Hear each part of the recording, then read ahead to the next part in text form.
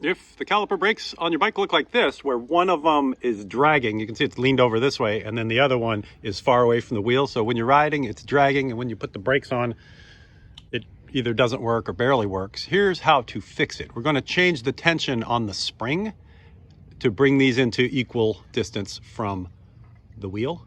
So to understand how the mechanism works, we're looking at it from the back. There's this big spring here, and then there's a screw down here that adjusts the tension on that spring. So if we screw that in, there's going to be more spring pressure pushing the caliper outward this way.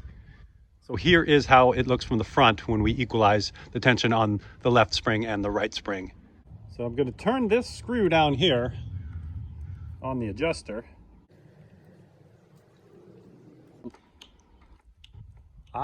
So now you can see, now I've made this one too strong. So you've got to go back and forth until they're actually equal. So we'll take a little tension off. Getting better. A little more tension off. And you just keep doing that until you have space between the wheel and the pads and it's consistent. I think we need a little more here. That looks like it's going to work. There's room between them.